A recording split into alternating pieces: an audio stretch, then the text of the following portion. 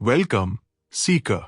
In a world that often equates silence with loneliness and solitude with sadness, we frequently find ourselves running from the one person we can never truly leave, ourselves. But what if the quiet wasn't a void to be filled, but a well to be drawn from? In Buddhist tradition, solitude is not a punishment. It is a sacred laboratory. It is the great way to discovering a joy that doesn't depend on the applause of others or the presence of a crowd.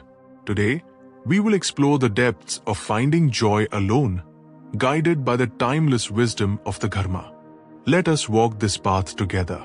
The distinction between loneliness and solitude. The first step for any seeker is understanding the difference between loneliness and solitude. As the Venerable Thich Nhat Hanh often taught, loneliness is a feeling of being empty. It is a hunger for something outside of ourselves to validate our existence.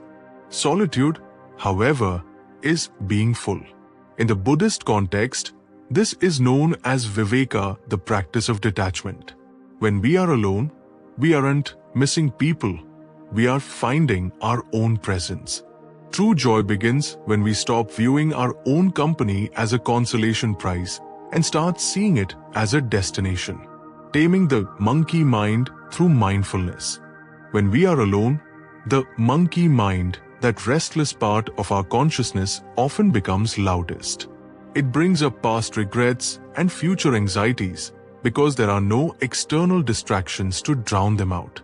To find joy, we must apply sati, or mindfulness. By observing our thoughts without judgment, as if watching clouds pass through a clear sky, we realize we are not our thoughts. When you sit alone and breathe, you aren't just sitting, you are coming home. As Pema Chodro suggests in Start Where You Are, we learn to make friends with ourselves exactly as we are, flaws and all. The beauty of impermanence, anicca. Much of our suffering in loneliness comes from clinging to the presence of others. Buddhism teaches us anicca, the law of impermanence. Relationships, seasons, and even our own emotions are in a constant state of flux. By embracing impermanence, we find a profound joy in the present moment. We realize that being alone right now is a unique, fleeting state of being. Instead of mourning what isn't there, we celebrate what is the cool air, the sound of your own breath, the stillness of the room. When you stop fighting the change, you find a peace that no one can take away from you. Cultivating metta, loving kindness, inwardly. One cannot find joy alone if one is their own harshest critic. The practice of metta, or loving kindness, usually begins with ourselves. In your solitude, practice the mantra, "May I be happy. May I be peaceful. May I be free from suffering." In his book Happiness, Matthew Ricard explains that genuine well-being is a skill to be mindfully nurtured. When you are alone, you have the space to shower yourself with the same compassion you would give a dear friend. This internal warmth becomes a glow that lights up your solitary hours. Finding contentment in simple actions, samtosa. Buddhist wisdom emphasizes right action and simplicity. In solitude, every small act can become a meditation.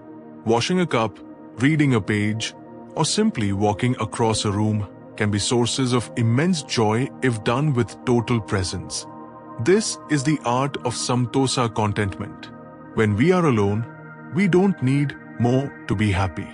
We find that the ordinary is actually extraordinary when we give it our full attention.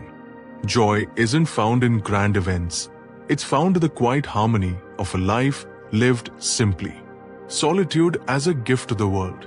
Finally, we must realize that finding joy alone is not a selfish act. By becoming a person who is at peace in their own company, you become a sanctuary for others. When you return from your solitude to the world, you do so without the neediness that often strains relationships. You give from a place of abundance, not a place of lack.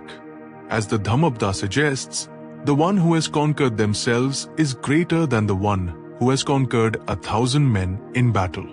Your inner joy becomes your greatest gift to the world.